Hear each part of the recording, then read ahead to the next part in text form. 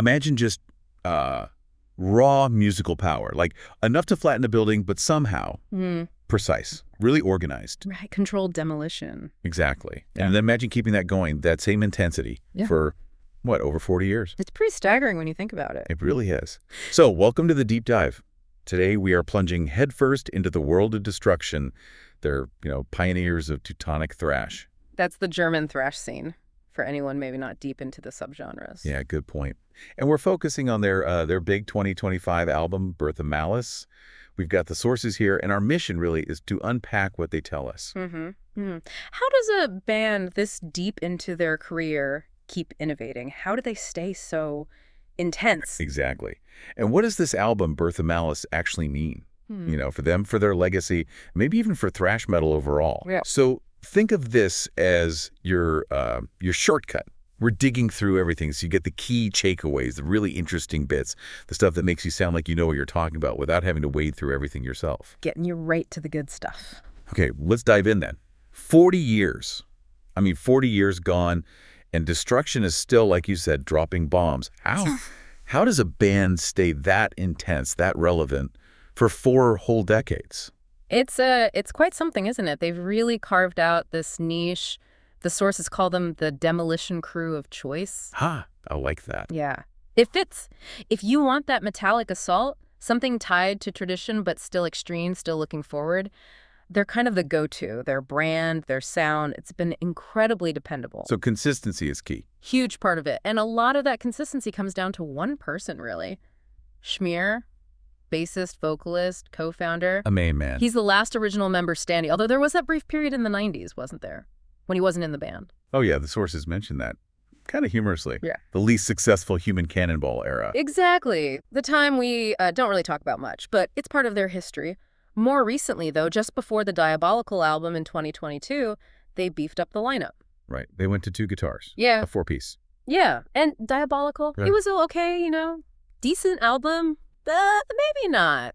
Overwhelming. The sources suggest that maybe they hadn't quite gelled in that new format yet. Okay. But Birth of Malice, this new one, it really sounds like they've hit their stride now. This lineup is just, wow. You've got Randy Black on drums. Oh, yeah, Randy Black. Yeah. Annihilator, Primal Fear, even WASP. Right. That's the guy. Total powerhouse. Yeah. And then the guitarists, Martin Furia and Damir Eskik. Each of them brings this weight, this gravitas, the sources mention. So it's not just Schmier carrying the load. Not at all. It feels like a complete unit, and the result is this technically ambitious feat.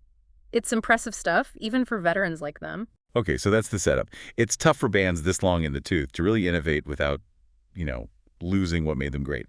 But the sources say Birth of Malice pulls 0 punches. What makes this album such a big statement? And importantly, innovative? Well, I think the key is that balance you mentioned. It absolutely keeps that destruction feel, that highly kinetic and explosive character, as one source puts it. But it does bring in genuinely some innovation. How so? Where do you hear it? You hear it in the individual playing, for sure. The guitars, Furia and Eskik, the sources talk about neck-ruining riff work. Neck-ruining? Sounds painful. In a good way, Okay. Just super intense riffing. And the shredding, they've seriously upped their game there. It's got this virtuosity, almost like Watchtower or Coroner. Right. Really complex stuff. But high price. Definitely. And then Randy Black's drumming.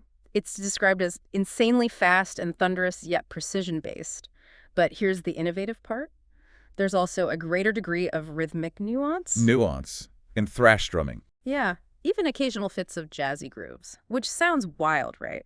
But it adds this subtle, slightly progressive feel without losing any of the power. It shows real confidence. That is interesting. And Schmier. Still got that signature roar. Oh, absolutely. He's still spitting napalm into the microphone, delivering that lyrical angst. But listen closely, and there's apparently this implicit melody line sometimes, almost like a nod back to traditional heavy metal before thrash really took off. Adds another layer. So a bit more, dare I say, catchiness hidden in there. Kind of, yeah. Hidden catchiness beneath the fury. And the album intro itself makes a statement. It's not just straight into the riffs. Oh. How does it start? It's described as quite cinematic. Starts with this haunting sea of ambient sound, like a moody buildup, and a dreary acoustic guitar theme playing the album title melody. Setting a dark mood, then. Totally. And then, bang, the first proper track kicks in. It's called Destruction. Wait, seriously. Yeah. After 40 years, they finally named a song Destruction. Can you believe it? Yeah. Seems overdue, right? But yeah. And the song itself, it's described as a textbook high-velocity thrasher wrapped in modern packaging. Classic Destruction, but updated. Exactly. Rapid-fire riffing, machine gun drumming, all that good stuff. But it also has this power metal-like harmonic scheme. Power metal, so like more melodic leads or something? Sort of, yeah. It gives it a slightly grander, more epic feel, perhaps, and lots of technically charged soloing. Plus, the lyrics are just pure metal self-awareness. Stuff like blood brothers' souls forged in steel devil soldiers, just pure metal is real. Uh-huh. Okay, they know their audience, so powerful opening. But you mentioned stylistic variation. How does the rest of the album move beyond just pure thrash without, losing that brutality? What's in it for the listener there? Right. It's definitely still brutal, make no mistake, but a lot of the album is more stylistically varied. It actually pays direct homage, the sources say, to the music that came before thrash. Like classic heavy metal. Yeah, influences like Judas Priest, except Manowar seem to creep in. So while it's far from wanting in the brutality department, there's often this consonant earworm-like character. Earworms again, so catchy thrash. Is that the idea? In places, yeah, it sticks with you. But it's not like they've gone soft. It's more about incorporating different metal flavors. Okay, give me some examples. What kind of variety are we talking about? Okay, so you've got tracks like No Kings, No Masters. That's described as politically minded, fast, with edgy guitars, really nodding to the old Bay Area thrash sound. Classic stuff. Then there's Cyber Warfare, more tech-focused lyrics. It blends dynamic riffing with, again, speed and power metal elements. One source said it almost sounds like Destruction's take on Primal Fear or Gamma Ray. Oh, interesting comparison. Or maybe even newer bands like Distillator or Cryptosis. It's got these restlessly buzzing guitar lines and a chorus that's simple but really effective, really pinpoint. Sounds like you're really playing with the formula. Yeah. That's cool for a band this established. Yeah. Any other surprises? Tracks that really stand out? Oh, yeah. That's the thing. They managed to mix it up without losing who they are. You get tracks that lean more into that traditional heavy metal vibe. Scumbag Human Race is one. It apparently has a real Judas Priest-like character. Priest, wow. How does that come through? Driving Fury, but also this dueling guitar solo section that's actually quite melodic, rocking, compared even to Tipton and Downing from Priest. I praise indeed. And it's built on this groove that's almost swingy, syncopated, but the sources are clear. It's not like pandering to that 90s groove metal thing. It's got rebellious vitality and a mean chorus. Okay, so groove, but still mean, I get it. Then Evil Never Sleeps is more mid-tempo, described as a metallic stomp with a big, fist-pumping sing-along chorus. Almost like a fanfare. Anthemic, then. Definitely feels that way. And then you get the real curveball. Curveballs. God of Gore starts with howling six strings, total sharp neck breaker, right? But then, halfway through, there's a funky midsection. Funky. In a Destruction song. Apparently, shifts from a shuffle feel to a gallop. Unexpected, right? And then there's ANGST. This one's noted as one of the slower things the band ever did. Slower. How slow? It apparently ventures almost completely out of the thrash paradigm, goes into groovier territory. Described as like an uglier modern incarnation of the dark side of the NWO-BHM. New wave of British heavy metal again. So dark, groovy, heavy. Yeah, with monstrous axe chops creating this really uncomfortable feeling. Definitely different. Wow. Okay, what else? Can't forget Dealer of Death. That's a pounding up tempo number. It's got some pretty stark lyrics mentioned, like the Nazis are back in town. Whoa, okay. Tackling heavy themes. Seems like it. Energetic parts, lots of dynamic and pressure. One source just said the guitars were drilling into my brain. And Schmeier apparently denounces the chemical romance, whatever that specifically refers to. It also got compared, interestingly, to Metallica's Creeping Death. Really? Creeping Death? Yeah. That's a bold comparison. Was that the single? Dealer of Death? No, that was actually another point of discussion. We'll get to the single in a sec. But yeah, that comparison came up. Finally, there's agreed.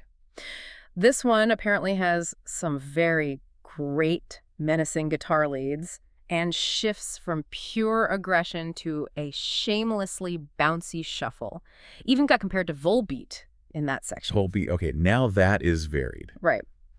But the overall feeling from the sources is that it all works. Each and every track sounds tight. And many of them really hammer home why Malice is in the album title. It's got that bite. That's an incredible range of sounds. Sounds like a really dynamic listen. You mentioned the single. Were there any, I guess, potential criticisms or points of debate raised in the sources, even if the album's great overall. So sometimes little things stick out, especially with a band this iconic. That's a really good point, and it leads directly to the single choice, actually.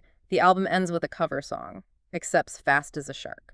Okay. A classic proto-thrash track. How was that received? Well, that was the debate. Apparently, they released that cover as the first single. The cover as the first single. Yeah. And some commentary was, does releasing a cover first show total confidence in your new stuff? Or maybe it's just a bit too obvious. A legendary German thrash band covering a legendary German heavy metal band. I can see that point. A bit safe, maybe? Perhaps.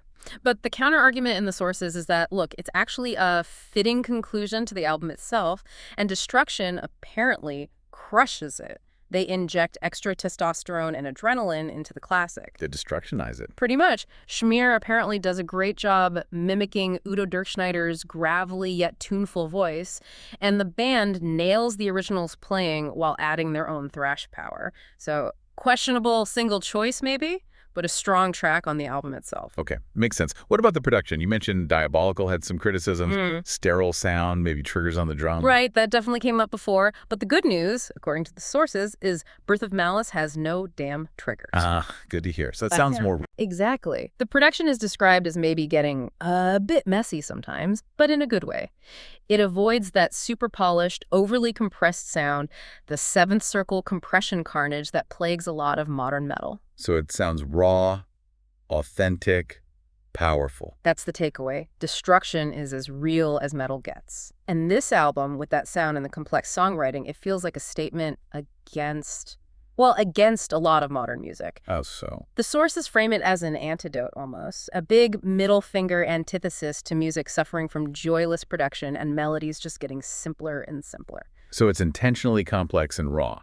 It seems that way, and the overall reception reflected in the sources. Overwhelmingly positive. Just fantastic album. No buts, no ifs. Strong words here. Called a massive destructive statement, praised for having youthful strength, which is amazing after 40 years, perfect flow, absolute coherence, and thunderous authenticity. Wow. Any downsides mentioned at all, besides the single choice debate? There was one minor, kind of petty critique mentioned.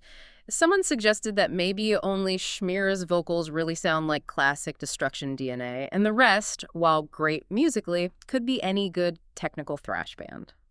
Lacking that unique Destruction fingerprint in the music itself. Kind of, yeah. But the source that mentioned it immediately dismissed it as seeking the fly in the ointment, basically saying it's a minor point in the face of such a strong album. Right. Sounds like a definite triumph overall then. Absolutely. So we've really dug into Birth of Malice. It sounds like Destruction, after 4 decades, is not just going through the motions. They're delivering something brutal, yes, but also innovative, varied. It's quite impressive. It really is. And it makes me think, the sources mentioned other older German bands finding new energy, like Accuser with Rebirthless or Gravedigger with Bone Collector. It begs the question, doesn't it? What is this? This hidden source of energy these legendary bands seem to tap into? How do they produce albums like Birth of Malice that show absolutely zero signs of slowing down? No hint of pulling punches after all this time? What's their secret to longevity and staying so damn relevant and powerful in a scene that's constantly changing? That is the million-dollar question, isn't it? Something for you all to ponder.